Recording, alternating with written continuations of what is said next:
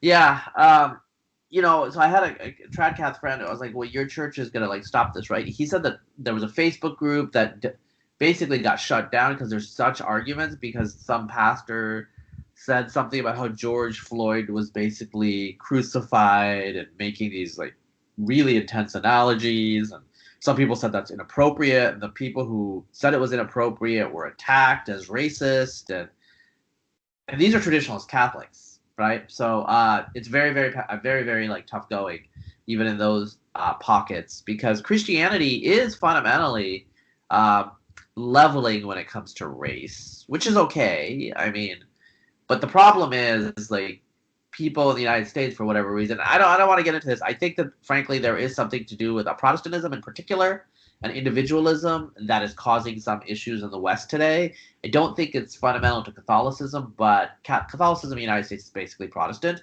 So it's individualism, just excessive detachment from kind of collective communal norms and institutions causes these crazy like movements to just explode and take over. I don't think it's gonna like win. It's not going to convert society as a whole, but we're going to be in some tough times, and I don't see what can stop it. So that's what I would say about that. But yeah, I mean, we're trying to. Secular right, like who I am right now. It's the old Buckleyite mantra. We're standing athwart history because history is like terrifying right now. Yeah, speaking of the individualism and a certain level of deracinated culture, it I actually see more of this, disconnected individuals standing against the culture, this kind of romantic collectivism, but also sense of community. Romantic collectivism makes it sound just like some kind of Maoist movement, but also something more wholesome too, happening all around them. They're shaking their fist, upset at that, kind of trying to sort of lay low and not be detected by the left. So the left is getting to enjoy something like warm-hearted community, but it's these secular rightists in their midst who feel cut off. Yes. Now, I mean, if they want to, but they'll also complain about increased individualism and deracination and people just feeling not part of the whole, and left to deaths of despair, ultimately in their own lives. They don't. One possible solution is for them to just swallow that bitter pill and go out there and march. They're watching the people march right out their window. Join them, why not? Yeah. So they're sort of resisting joining a religion, and for some of them, just diving head into a much more long-standing religion. Yes. But that would actually SJWism has aspects of religion. Obviously, I just think it's not very good for long-term flourishing for the individual. So I'm bearish on its medium to long-term prospects, but I think it's going to cause a lot of damage in the short term. Yeah. You had recently posted on your own site that it's just open thread, November 8th. You say the idea that widespread dissemination of the idea that truth for truth's sake is possibly dangerous is almost certainly going to undermine support and funding for basic science. And you say that because you have seen your science peers saying that essentially this decoupling, I guess, that takes place in science is maybe overdue for rethinking, and that injecting a sense of morality and public. Yeah. It's a lot of it is younger graduates. So I left academia in 2016. Things have changed a lot. People have gotten really radical. Like, I mean, I've talked to people who are like, you would never get accepted to graduate school now because of your politics. Just straight up. Because like I'm open, and a lot of conservatives in academia actually of the Bush era Council on Bioethics. I remember Leon Cass headed that up. Yeah. Now you're seeing a reintroduction of that kind of vibe, but coming from progressives. Yeah, they don't. A lot of them are young and they don't know what they're doing, because what they're doing is going to. They think that they can control the genie that they put out of the bottle, but they're not going to be able to control it. So this is what's happening. So they think that they can reintroduce kind of like values and morality into scientific practice, and they think that they control this, but they don't really have like a good fixed system or setup of values or morality. They have their feelings. And so I think people are going to get sick of this crap. Also, they're not into truth anymore because truth must be subordinated to justice. So why would you fund basic science if it's to forward political views rather than abstract truth. I think that the argument is going to be very weak. A lot of people on the right and conservatives are going to feel that you are basically funding um, your inquisitors, which is true. It's literally true now. Yeah. Like a lot of them are inquisitors. So why would you fund it? They're already freaking out that governors in red states are defunding anthropology majors. Like they don't really understand. They're just like, why would you do that? You're against knowledge. And look, they're inquisitors. That's what they're defunding. So technical universities make sense. Train people in engineering. If they have political views, they have political views. Who cares? You can't do anything about that. But you need engineers. You don't need critical theorists.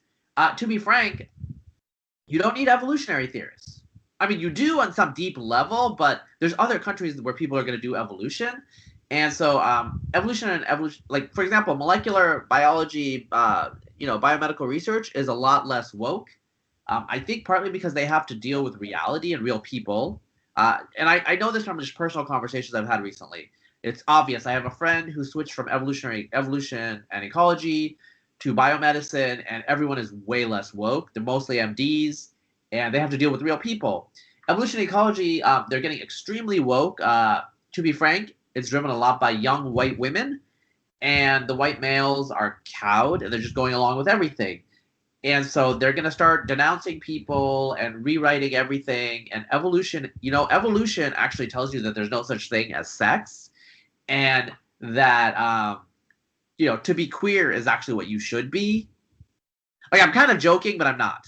Like they'll say things like this, and it's really difficult to understand any of it. And I'm someone that kind of knows something about evolution, I think, but I don't understand what they're saying. So why would you fund this?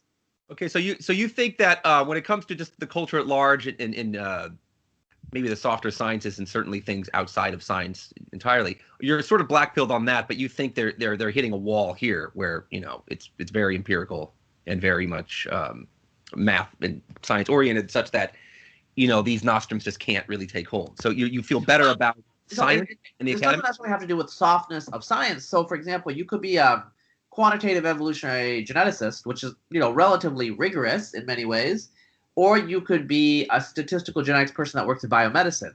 So what's the difference between the two? There's a lot of the same tools, a lot of the same frameworks. Well, in biomedicine, you have to deal with people. There's a feedback of people dying.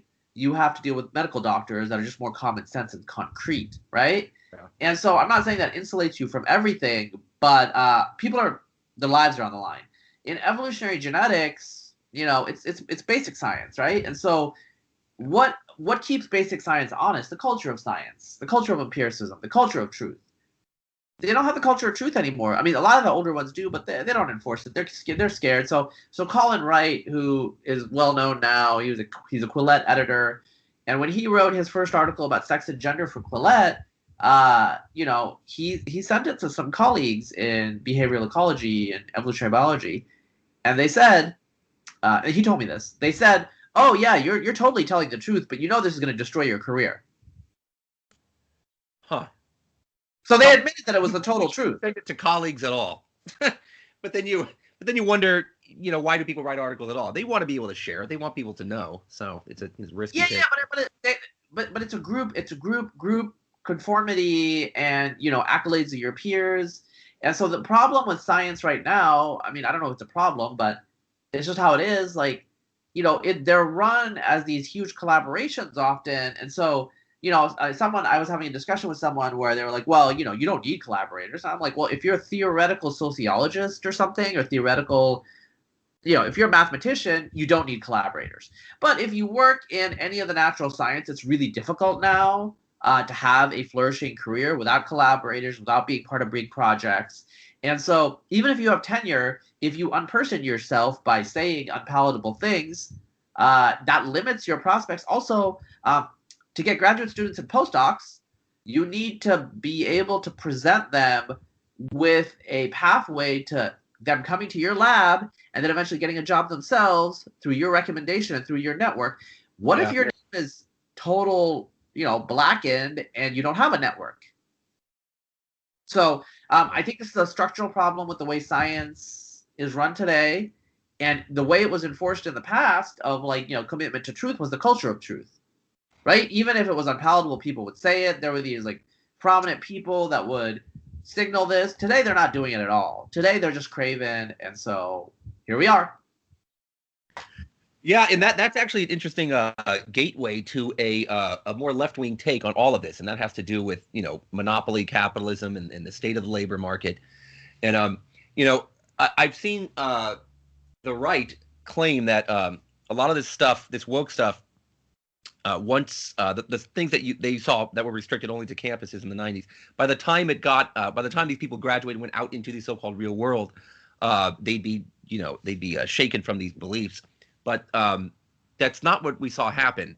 Yeah. And to the degree that it has the reach that it has, that has a lot to do with these FANG companies, the so-called FANG companies. So,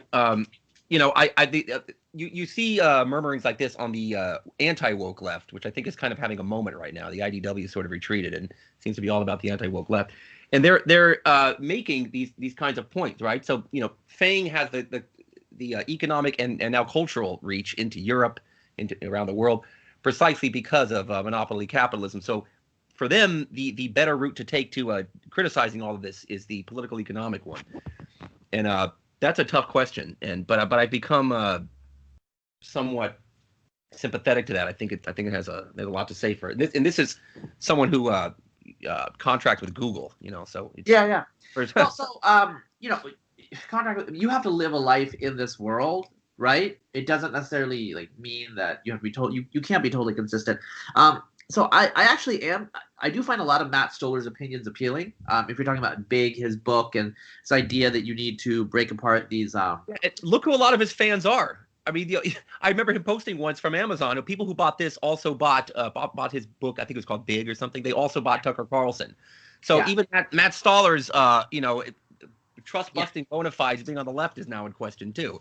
Well, so he's, there are people like Holly. I mean, I don't know if I should say this. I don't know how widely known it is, but there's people that are, on the right who really, really like him and kind of want him to move over to our side, but that's probably not going to happen. But so here's a Vanity Fair article from March, and it was titled "The Coronavirus Crisis Was Built for Insurgent Information: Why Some Early MAGA Adopters Went Against Trump's Virus Doctrine" by T.A. Frank. So let me just quote this part for the listeners.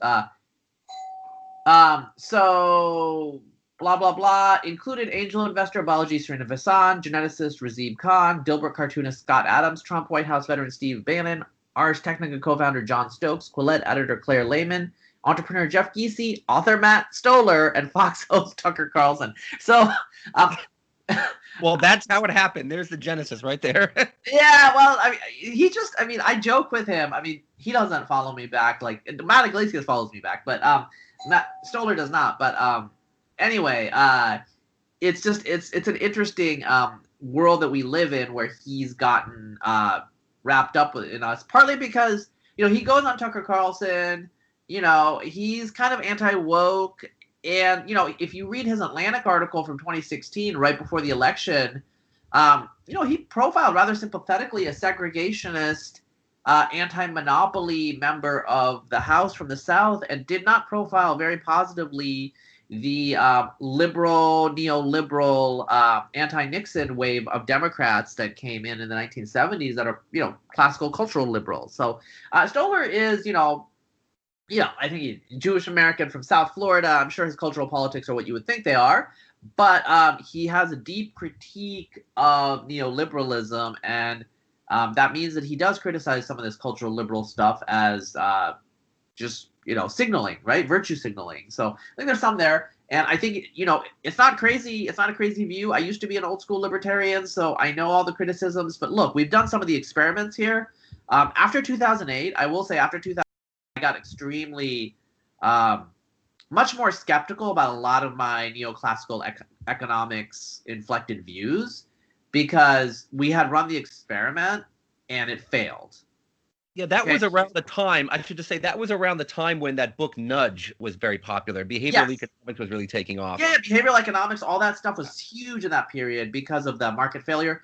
And, what happened is I remember listening to NPR where someone from the AEI or Heritage was on, And they were talking about how, like, there were these massive bailouts, and Goldman Sachs was still giving bonuses in December because legally they could, but they had gotten bailed out. And it wasn't just the explicit TARP. Like, there was stuff like the borrowing window that was not very publicized to the public, where the Fed was really, really keeping these banks going, and they allowed Goldman to turn into a bank holding company. All these things that we don't talk about anymore. And this like heritage guy was saying, well, we need to, we're a capitalist society. We need to reward people who won. We need to. I mean, this is just how we're. And like all the other guests and the host exploded, and the guy kind of could tell that, this talking point's not appropriate. Like it's not. It doesn't fit anymore. But he had nothing else. He didn't have anything to replace it. And that to me was like kind of like a wake-up call that, like movement conservatism has nothing beyond these stale neoclassical talking points that have just basically been melted by the 2008 crisis. So we need to think what we are as a nation state, what we are as a culture, what we are as a society. I think wokeism can be, I don't necessarily know if this is true, but it could be argued as a revenge of the immiseration of the lower middle and middle class, and the fact that there's no path to a middle class society anymore that we had. Now its locus of power is in, college educated, but a lot of these people are economically marginalized, even if they're given college educations that are now worthless, but they were told by everybody in the establishment that this is like the path to a good, middle class job. I mean, we're going far afield now, but I'm just saying that, I have transformed in my politics in the last 12 years.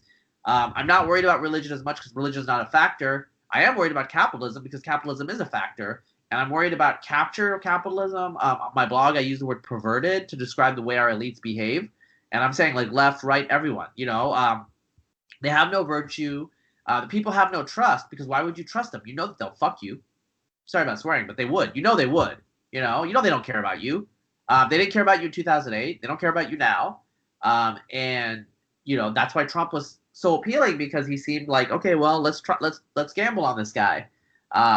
Trump's election was not the cause of anything. It was a symptom of deep rot in the system, which makes some of my liberal friends and acquaintances and even wife kind of angry, because they think Trump is this world historical character, just like a lot of the MAGA folk, and I don't actually think he is. I think he's kind of like I don't know, epiphenomenon, or just like foam, like on the surface of this vast sea that's roiling and moving. And there's these deep structural forces that both the left and the right are not grappling with. And that's why we're seeing volatility politically across the world, the Western world. Getting to your point about, a lot of the sort of cultural push we're seeing from these somewhat economically disenfranchised, at least relative to what they were expecting, college educated folks who are easily 2 or 3 times more educated than their parents, and they're wondering why they can't own a home. It's interesting how this is a kind of classical liberal or critique of woke psychoanalyzing of them. So what they're really expressing is economic frustration deep down, but it comes out as I can't stand racism and I can't stand white supremacy. Fuck all that. And so it's an interesting turn around as far as what many on the left, or I guess sort of more economically comfortable lib Dems might say in a somewhat condescending way about why people vote for Trump. They're actually disenfranchised economically, but they're putting all their heart and soul into a fascist, taking it out culturally. So that's a kind of an old line that what looks to be a cultural grievance is really economic grievance. Yeah. And I how to really operationalize that, figure out if that's true or not. It's tough. I don't know how you do. I don't know how you would really make that case. Yeah. Singly. Yeah, I don't know.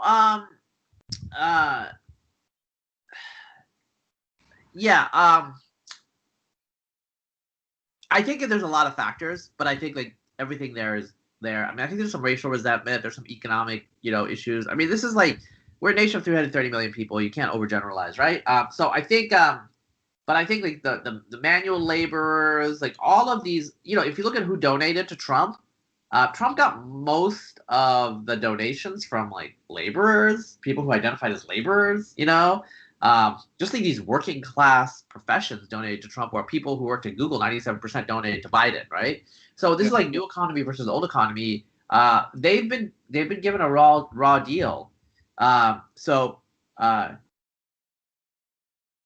Well, it looks like in this last election, poor whites actually swung back to Biden, but poor everyone else gained with Trump, even though in absolute terms they still went for Biden. But they moved toward Trump, while the poor whites moved away. We need to wait on the exit polls. I do think Trump governed to a great extent, aside from the cultural signaling and a few executive orders, as a mainstream Republican. And I think that's going to alienate. I mean, the tax cuts were great for the rich. I mean, I know people who are rich and they loved him. He got that done, but didn't get anything else done. I mean, there were some trade things, but I mean, again, that's on the margin. I think his economic performance, like, I don't think the president's responsible for the ups or the downs, but it's fine. Powell's done a good job. But ultimately, like, there was no targeted, aside from maybe the immigration reduction, maybe it helped the working class somewhat, lower class particular, but aside from that, he hasn't really done much. He's governed as a standard Republican. His most impactful thing will be the Supreme Court. So what does that do? That's much bigger than anyone could have imagined, even with a Romney. Yeah. Well, thanks to RBG. Well, I mean, that's true. External forces called age really did a lot. It was identity politics. There was like a whole campaign using gender to argue why RBG shouldn't have to retire, and it was because she didn't want to. So she instrumentalized identity politics, even though that wasn't her thing. She's old, right? She instrumentalized it in the early teens to not retire, where it was obvious she should have. Everyone realized she should have. Like, it just seemed common sense. But you could go back to Slate, whatever. There's articles like why she should retire and why it's sexist to ask that she retire. So this is just showing how these identity politics on the left causes problems for the movement as a whole, because instead of prioritizing interests, competence, it prioritizes identity, like who, instead of what. So what is like one liberal person? We see the limits of that with Amy Coney Barrett. I mean, she's not beloved just because she's a woman. It seems like even their identity politics is actually much more superficial. It seems to me. Than the original, like, unabashedly classical racist kind of identity politics, where it's hardcore. So one thing that I will say is multiple people have said, the resurgence in South Florida and the Rio Grande Valley, and even some Hispanic districts in like places like Massachusetts and elsewhere, for Trump, the shift towards Trump really causes a problem for why the white supremacy uber alles theory. So my response is, it turns out that Latinos or Latinx are politically white, where suburban white people are politically black. That's how you can explain it. Basically, whoever votes the way Zach Goldberg has done more for that thesis in the last year or two than I think anyone, especially the latter part of what you said. Just who has done more for that thesis? Zach Goldberg. Yes. Yeah, I mean, he's just shown just how blacker than black many highly educated white liberals really are. Yeah, well, I mean, so I think one of Trump's attractions to a lot of working class non-white men is his cultural affect, because they share a lot culturally with working class white men. And his cultural affect is kind of like this alpha, like, aggressive honor culture guy. And I think like that is who they are, so they can relate. I mean, it's attractive to them. That just makes sense, Yeah. Most Latino, like, only, I think, like, last I checked, like, less than 10% of Latinos have college educations. So all this stuff that's like college educated oriented is not appealing to very many Latinos at all. They vote just because, socioeconomic reasons. They vote for Democrats. But, Trump appeals to them on different levels. And so that makes sense. And I think with some suburbanites who are economically well off and not even super socially liberal, I think what's happening here is they are repelled by his affect, right? That's why they voted for Biden, and then for the Republican, it looks like in down ticket, So I think Trump's affect causes serious issues. I don't think he's really going to run in 2024. I know he's saying he's going to run. I think he's too old, 78. He's rich. He has other stuff to do. But I do wonder, like, basically, I told a friend of mine yesterday that we need a candidate with Trump's balls, Romney's body, and Nixon's brain. Right. I mean, does that make sense? I mean, like, Trump had some good tactical skills, and he had some good instincts, but In terms of his execution, in terms of his affect, like, look, entirely frankly, the American presidency didn't have that much dignity left, in my opinion, but he did degrade it even further. Like, he's been burning through the capital stock with his behavior, because, states. Yeah, a lot on the right are shockingly blasé about that. It's really kind of weird. If their own kid were to behave like that in a debate, they'd be mortified. Yeah. So my conservatism though is fundamentally founded on, you don't turn your back on your friends, you don't turn your back on your family. It's about family. It's about, like, basically you start with common human decency. That is the first thing that you start with, and then politics is a layer on top of that. A lot of the wokest people are kind of like religious cultists, where they say politics determines your friendships. It determines who you're going to relate to, right? So if your friend has different politics, you denounce them. And this is like classic communist behavior, so it's not shocking. I'm not saying Trump does that. He obviously has, like, strong family connections.